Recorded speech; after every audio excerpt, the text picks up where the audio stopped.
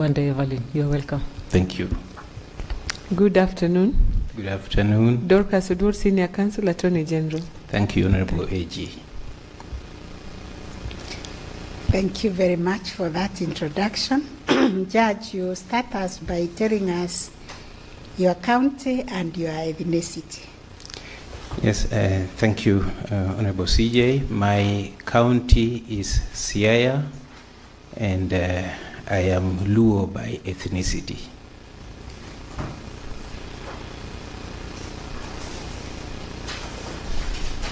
Very well. We have read your CV and all the other materials that you presented to us.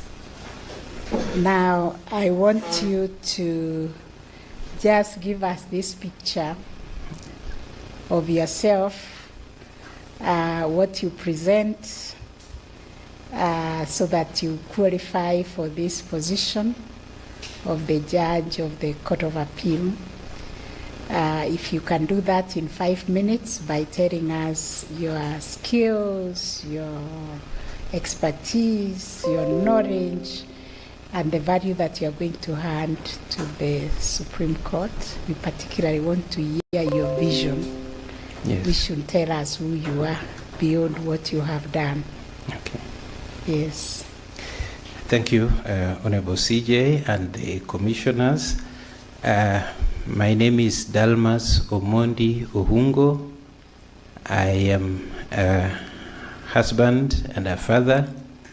I am a judge of the Environment and Land Court, having been appointed in the year 2016. My journey in the legal profession started 28 years ago, in 1998, when I was admitted to the bar. Upon appointment as a judge, I was posted to Nakuru ELC, where I served until September 2021, mid-September, when I was transferred to Kakamega. I served there until mid-January last year, 2025, and then I was transferred to Nyamira County, where I currently serve. I'll just give you a snippet of my service and professional life so far, which I think will then answer to the question of what I present. I'll first begin with my professional capabilities and delivery. When I was serving in Nakuru, by the time I left Nakuru, the performance report of 2020-2021 reflected Nakuru as the overall best court in ELC. I don't need to go into details because of time. Subsequently, I went to Kakamega, and the performance reports will show that I have a very high merit productivity. This is reflects cases actually heard and determined by a judge on the basis of judgment and rulings written.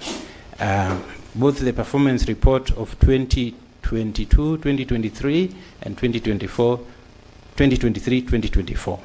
I will not also go into too much detail at this point. I had a very high, a leading actually, case clearance and merit productivity. While I served in Kakamega, the Honorable Chief Justice appointed me the presiding judge of that station from March 2023, and I served in that capacity until I left. I think this is significant, one, because the Honorable CJ bestowed trust and faith in me, but above all, it's important to note that at that time, I was not necessarily the senior most judge in the station, but we worked very well. We were 5 judges in the station, I as an ELC judge, 3 High Court judges, and 1 ELRC judge. And we displayed collegiality with a very good working relationship.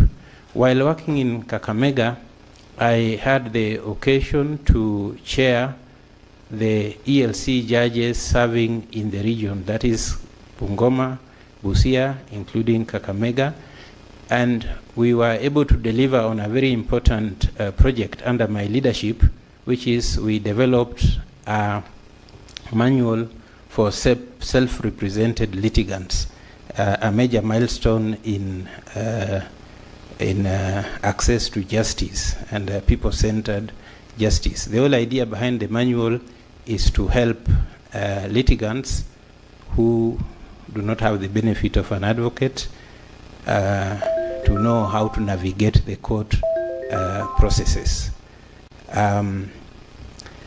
Also, one thing I would mention is that throughout my entire professional life, I have exhibited leadership qualities.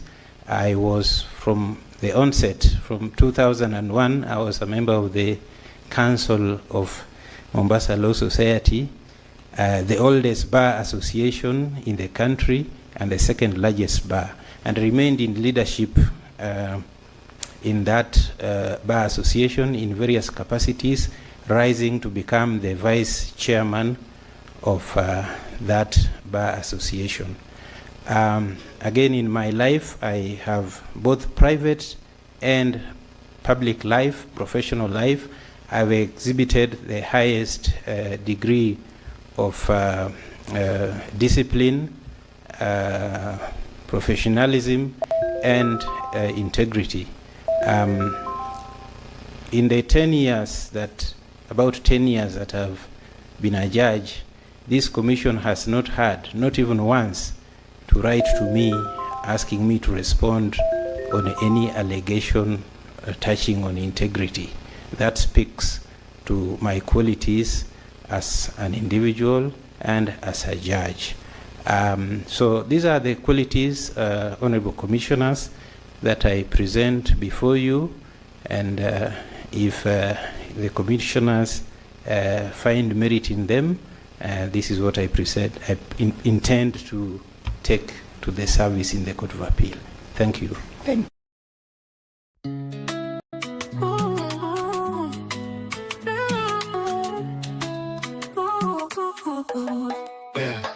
We are engaged in the battle.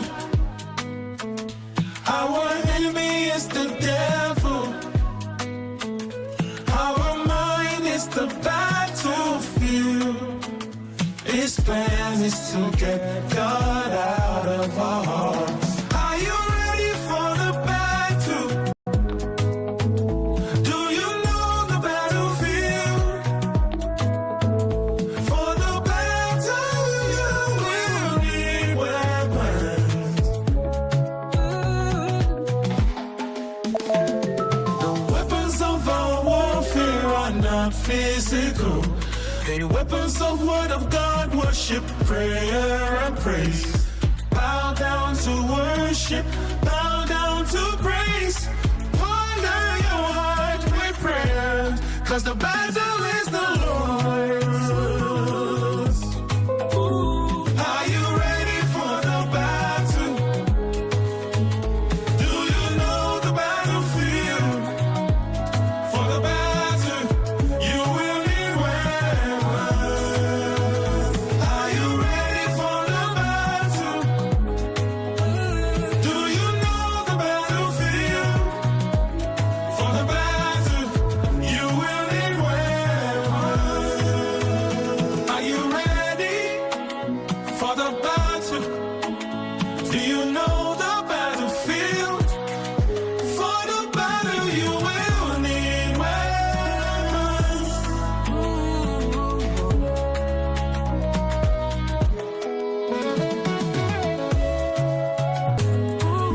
Do you know the battlefield? Do you know the battlefield? For the battle, you will need weapons.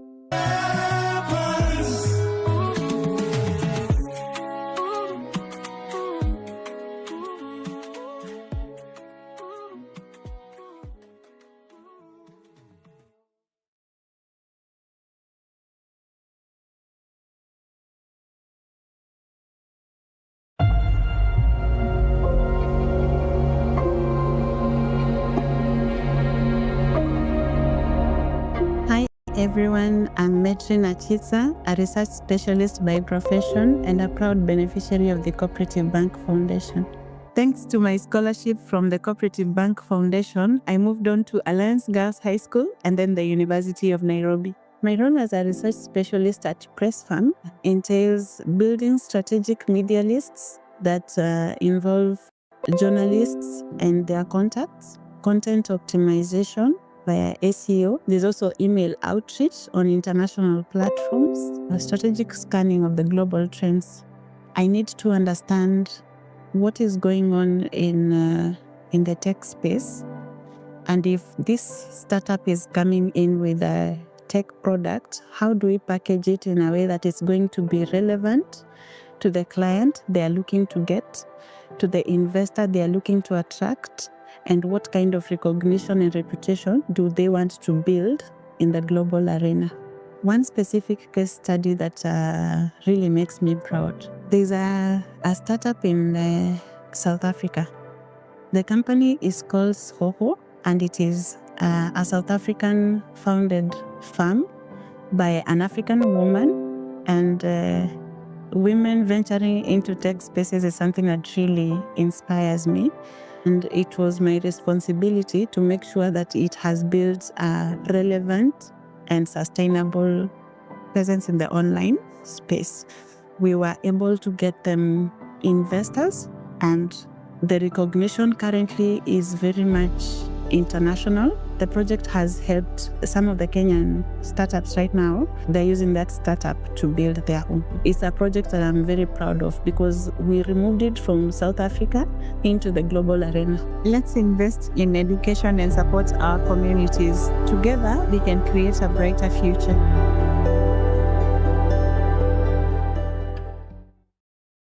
Thank you, Commissioner Mwansa. We'll read the next set of questions. Thank you, Chief Justice. Judge, good afternoon again. Good afternoon, Commissioner. I want to cite for you a quote by a famous American poet, Yes. Maya Angelou. Yes. She says that courage Yes. is the most important of all the virtues, because without it, you can't practice any other virtue consistently. Yes. Now, one of the virtues that interests me is the virtue of judicial courage. Yes. And perhaps, Judge, can you explain to us what are the key aspects of this virtue? Thank you very much, Commissioner. Courage is indeed an important virtue, and in the context of service as a judge or a judicial officer, the aspects of courage is that a judge has to be able to make the decisions that the case before him, the facts and the law and the reliefs sought call for, without looking into other issues on the side. So the ability to make the decision that the case before the judge calls for. Okay, can you demonstrate to us one? I mean, you've made perhaps hundreds or so forth decisions. Yes. One that stands out in terms of an expression of judicial courage. So yes. much. Thank you, Commissioner. Yes, I've made many decisions. I think one case in which perhaps I can cite is I sat on a bench. This was an expanded bench matter concerned the construction of the famous Itare Dam.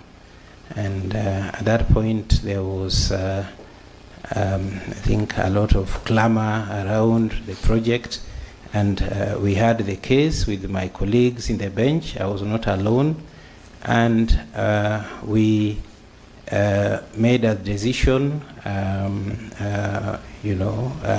that spoke to the courage of the occasion and what was required of us, independently of the particular case. I would cite that, Honorable Commissioner. Thank you. Judge,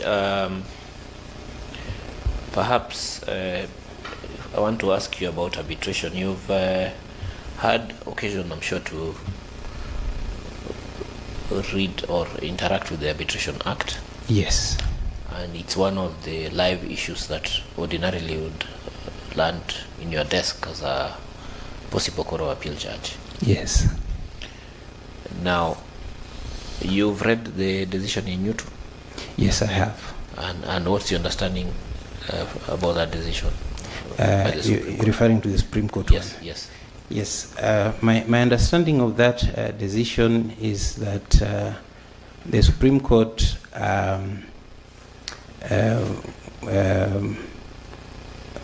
elaborated on or highlighted and explained the very, very unique circumstances in which a party who has gone before the court challenging an arbitral award has gone before the High Court. When dissatisfied with the decision of the High Court, can then appeal to the Court of Appeal. And the Supreme Court really circumscribed those circumstances into in fact. And how does a party who's aggrieved by a decision